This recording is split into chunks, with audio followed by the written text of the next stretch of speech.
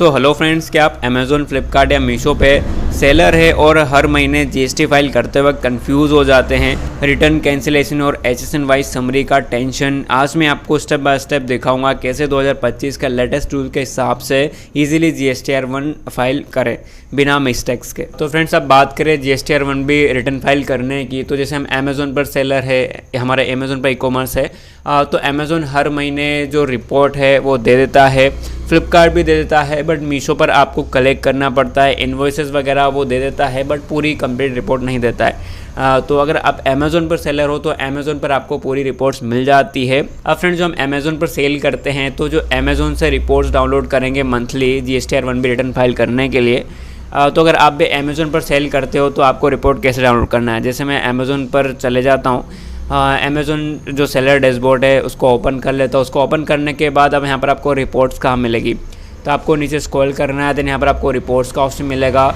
उसके बाद यहाँ पर आपको जो मैनेज टैक्सेस का ऑप्शन मिलेगा, आपको सिंपली इस पर क्लिक करना है।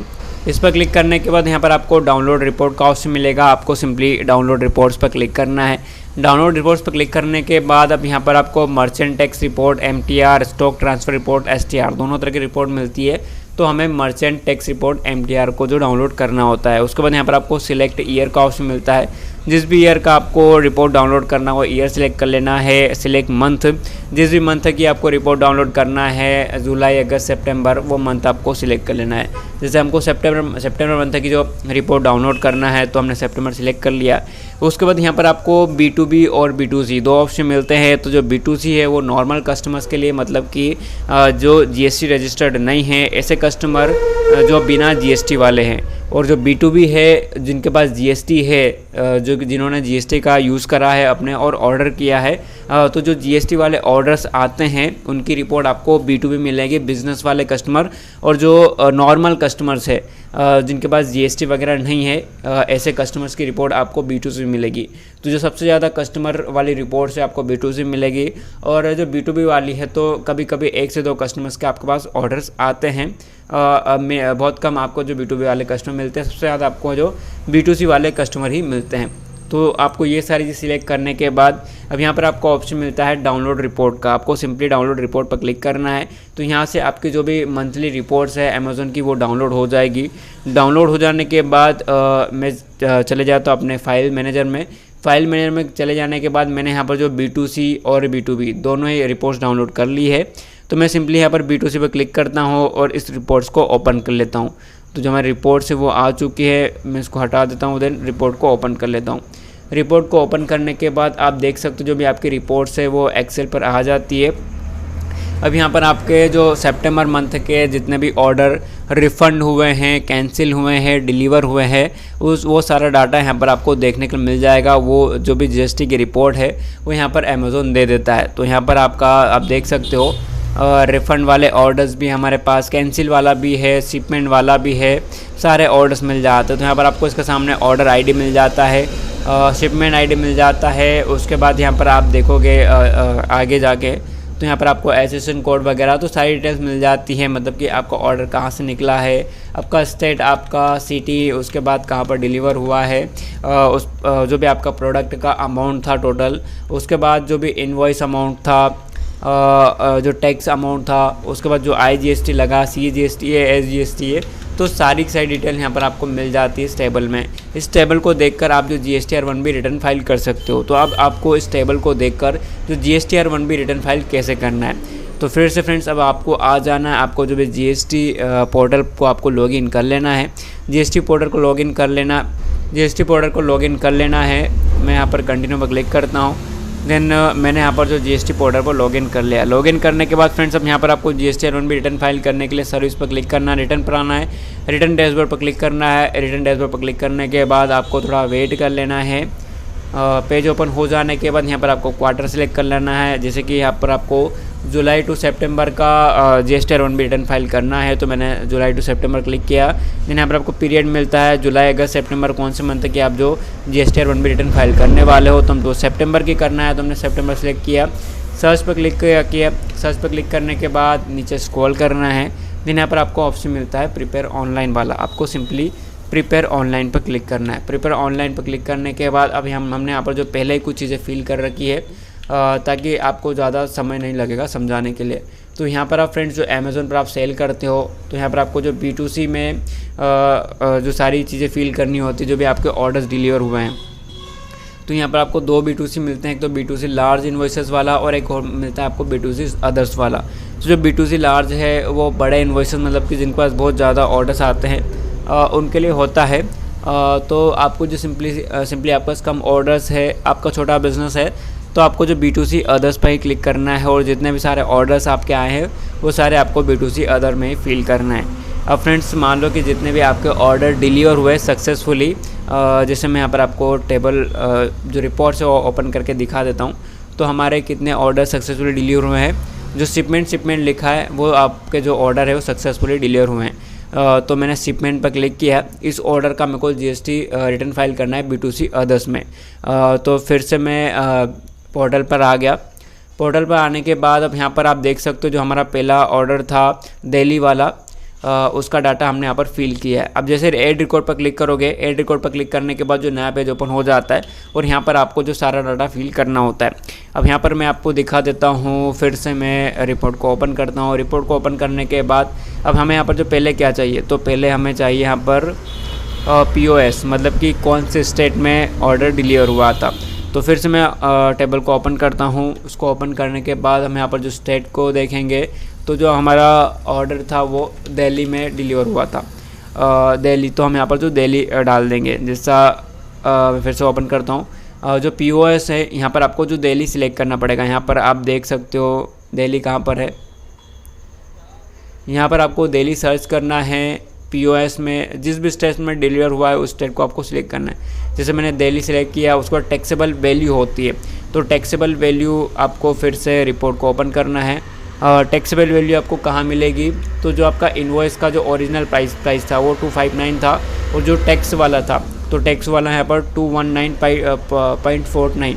तो जो आपका 219.49 है, ये अमाउंट आपको फिल करना है टैक्सेबल वैल्यू में। जैसे मैंने फिल किया 219.49। और यहाँ पर जो भी सप्लाई टाइप है, मतलब कि आप जिस भी स्टेट में से सेल कर रहे हो उसके अलावा अदर स्टेट में आपका प्रोडक्ट डिलीवर हुआ है तो वो इंटर स्टेट में आता है। और अगर मान लो कि आपके स्टेट में डिलीवर हुआ है तो वो इंट्रा स्टेट आता है। तो ये ऑटोमेटिक ले लेता है सप्लाई टाइप। आपको सिर्फ स्टेट यहाँ पर आपको POS में डालना है और जो टैक्सेबल वैल्यू है वो यहाँ पर डालनी है। और यहाँ पर आपको जो रेट सिलेक्ट करना पड़ता है आपकी प्रोडक्ट पर कि कितना % रेट लगा है। तो यहाँ पर वो चीज़ भी आपको मिल जाएगी 18% जैसे होता है नॉर्मल। ये देख सकते हो IGST रेट तो यहाँ पर 18% दिखा रहा है। तो आपको जो 18% यहाँ पर आपको सिलेक्ट कर लेना है। सिलेक्ट पर क्लिक करना है, देन यहाँ पर आपको 18% पर क्लिक करना है। तो जिसका IGST है वो ऑटोमेटिकली यहाँ पर ले लेता है। तो इस तरह से आपको जो भी इन डिटेल्स को ऐड करनी है, जितने भी आपके ऑर्डर डिलीवर हुए हैं, यहाँ पर आपको स्टेट सिलेक्ट करना है। यहाँ पर आपको जो टैक्सेबल वैल्यू जो अमाउंट है टैक्स कट करके वो पूरा अमाउंट यहाँ पर ऐड करना है। और सप्लाई टाइप ऑटोमेटिक ले लेता है और जो भी आपका रेट है वो यहाँ पर आपको ऐड करना है 18% का। और उसके बाद यहाँ पर आपको नीचे स्क्रॉल करना है। स्क्रॉल करने के बाद यहाँ पर आपको ऑप्शन मिलता है सेव वाला, आपको सिंपली सेव पर क्लिक कर देना है। तो हमारे पास जो ऑलरेडी सेव हैं तो हम सिंपली बैक पर क्लिक करते हैं। आप देख सकते हो यहाँ पर हमारा जो दोनों प्रोडक्ट का रेट 18% था। एक हमारा दिल्ली में डिलीवर हुआ था और एक हमारे स्टेट में डिलीवर हुआ था MP में। तो हमने दोनों पर ही 18% जो GST था वो लगा था हमें। टोटल टैक्सेबल वैल्यू तो एक की 219.49 थी और एक की 219.50 थी। एक पर IGST लगा जो कि अदर स्टेट में हमारा डिलीवर हुआ था वो 39.51 और जो दूसरा हमारे स्टेट में डिलीवर हुआ था उस पर हमें CGST लगा है और SGST लगा है। तो दोनों 19.76 लगा है और जो सेस था वो 000। तो ये सारी चीज़ें फिल कर देना है आपको। देन यहाँ पर आपको सेव कर देना। जितने भी आपके ऑर्डर डिलीवर हुए हैं सक्सेसफुली, मान लो 5 ऑर्डर 10 ऑर्डर, उन सब का आपको अलग अलग यहाँ पर ऐड रिकॉर्ड पर क्लिक करके डाटा फिल करना है अलग अलग ऑर्डर्स का और सेव करते जाना है। सेव करने के बाद आपको सिंपली बैक करना है। बैक करने के बाद अब आपके जितने भी ऑर्डर डिलीवर हुए थे उनका डाटा यहाँ पर आपने फिल कर दिया है। जैसे हमारे टोटल 2 ऑर्डर डिलीवर हुए थे तो हमने 2 ऑर्डर का डाटा यहाँ पर फिल कर दिया है। मैं यहाँ पर आपको रिपोर्ट में भी दिखा देता हूँ। रिपोर्ट में क्लिक किया, देन यहाँ पर हमारा जो शिपमेंट वाले ऑर्डर है जो शिपमेंट दिखा रहा है वो 2 ऑर्डर सक्सेसफुली डिलीवर हुए थे, बाकी 2 कैंसिल हुए और 2 रिफ़ंड हुए। तो जो रिफ़ंड हुए उनको कहाँ फिल करना है वो भी मैं यहाँ पर आपको बताने वाला हूँ। फिर से हम जो जीएसटी पोर्टल को ओपन करते हैं। अब अगला हमारा आता है क्रेडिट डेबिट नोट रजिस्टर्ड और अनरजिस्टर्ड। अब यहाँ पर रजिस्टर्ड वाला वो कस्टमर होते हैं जो जीएसटी वाले हैं जिन्होंने रिटर्न किया है, तो उनका क्रेडिट डेबिट नोट आपको बनाना पड़ता है। तो हमने यहाँ पर जो रजिस्टर्ड वाला कस्टमर हमारा एक था तो उसका भी क्रेडिट नोट बनाया है, तो वह कैसे बनाना है इस पर क्लिक करना है। इस पर क्लिक करने के बाद अब यहाँ पर आपको ऐड रिकॉर्ड का ऑप्शन मिलेगा। हमने जो ऑलरेडी यहाँ पर रिकॉर्ड ऐड कर रखा है हमारा, बट आपको मैं बता देता हूँ कि आपको ऐड कैसे करना है। इस पर क्लिक किया। इस पर क्लिक करने के बाद जो भी रेसिडेंट का जीएसटी नंबर था वो आपको रिपोर्ट में ही मिल जाएगा। रिपोर्ट से आप देख सकते हो रेसिडेंट का नाम आपको ऐड करना है। डेबिट क्रेडिट नोट नंबर आपको उसी में मिल जाएगा, रिपोर्ट में मिल जाएगा, वहीं से आपको ले लेना है। जो भी डेट था, जिस भी डेट को रिटर्न हुआ था वो डेट सिलेक्ट करना है।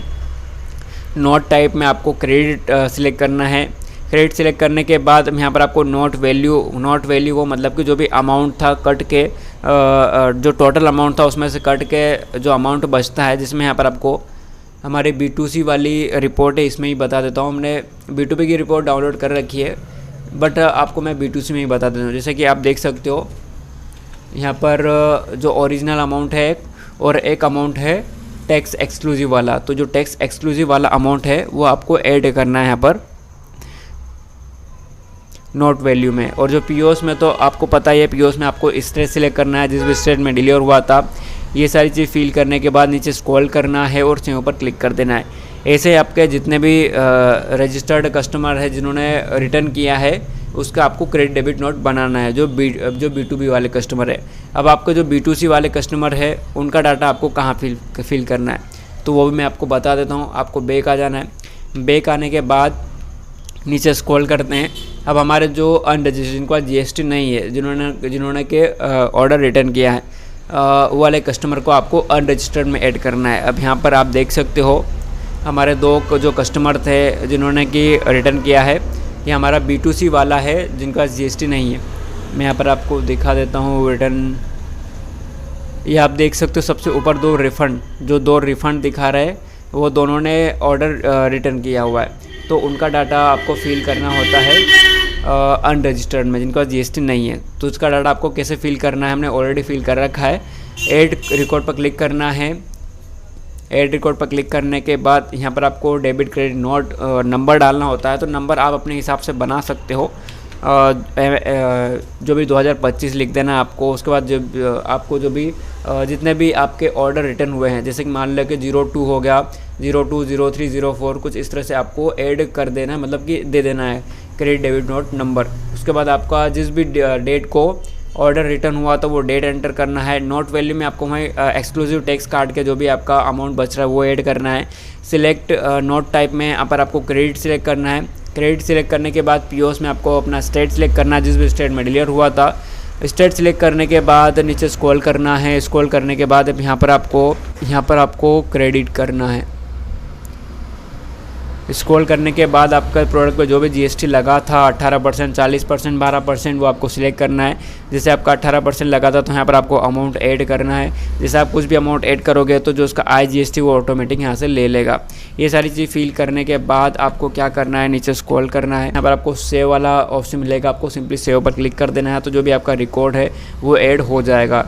ऐसे आपको जितने भी ऑर्डर जो रिटर्न आए थे, जो अनरजिस्टर्ड वाले हैं, जो B2C वाले हैं, उनका डाटा आपको फिल करते जाना है। जैसे हमारा 2 कस्टमर थे तो हमने नोट नंबर में ये इस तरह का नंबर कुछ क्रिएट कर दिया, MSCN 2025-046। जो डेट थी, जिस डेट को रिटर्न हुआ था, रिक्वेस्ट है तो वो डेट डाल दिए। नोट टाइप में दोनों हमने क्रेडिट कर दिया है। टैक्सेबल वैल्यू में अमाउंट डाल दिया है, जो IGST टैक्स लगा वो डाल दिया है और इनको सेव कर दिया। इनको सेव करने के बाद आपको नीचे सेव का ऑप्शन मिलेगा, उसको सिंपली सेव कर देना है। सेव हमने पहले से करा हुआ है तो हम तो सिंपली बैक आ जाते हैं। बैक आने के बाद अब नेक्स्ट आता है हमारा HSN वाइज समरी। अब HSN वाइज समरी में यहाँ पर आपको HSN वाइज समरी ऐड करनी होती है। जो B2C है, B2B वाला है, B2B में ऐड करना है, और जो B2C वाला है उनको B2C में आपको ऐड करना होता है। तो आप देख सकते हो कि हमने यहाँ पर दोनों का डाटा फिल कर दिया है।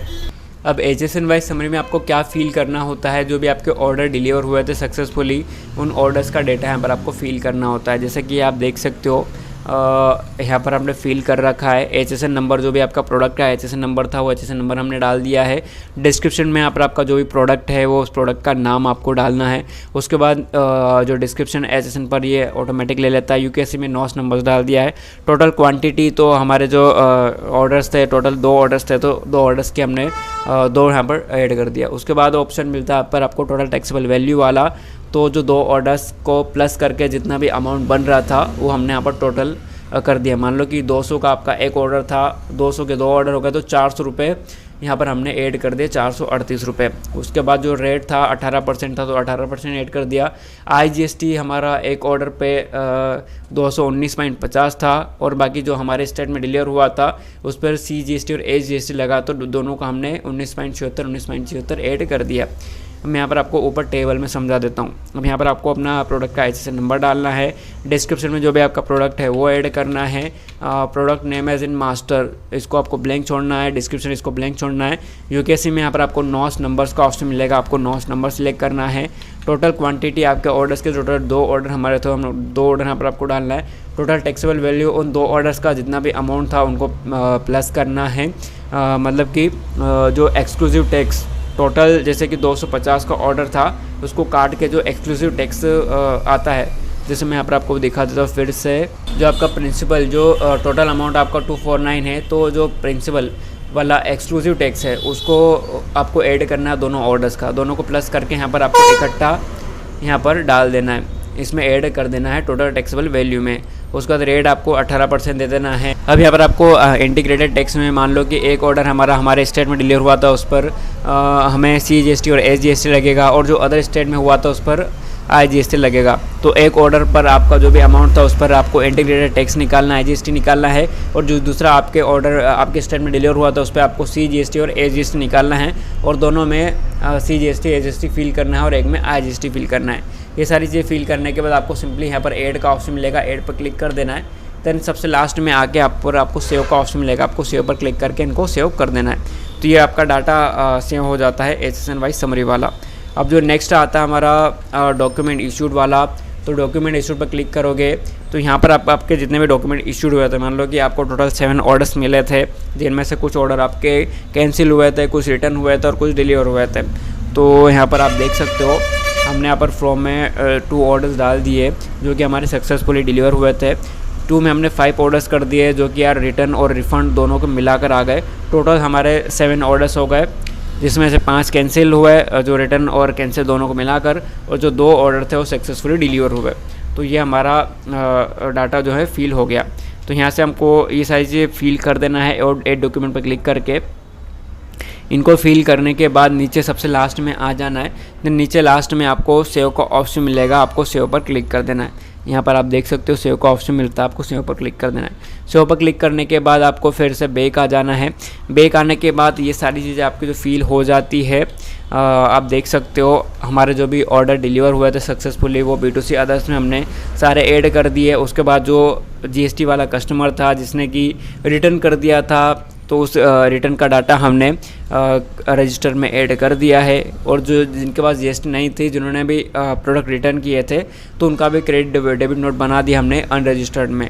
उसके बाद जो HSN वाइज समरी थी आउटवाइड, तो यहाँ पर आपको जो भी आपके 2 ऑर्डर डिलीवर हुए थे उनका डाटा यहाँ पर आपको फिल करना था, वो कर दिया हमने।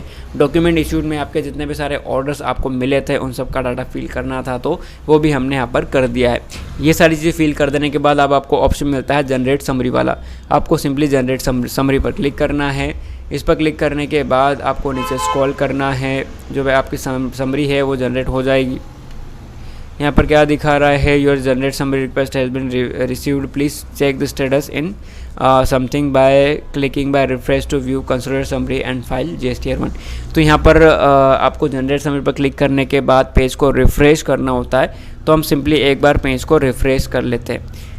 रिफ्रेश करने के बाद अगर फिर भी ऑप्शन नहीं आता है तो आपको थोड़ा टाइम वेट कर लेना है। यहाँ पर क्या दिखा रहा है, error HSN wise B2B supplies are not reported in table 12, kindly provide details to proceed further.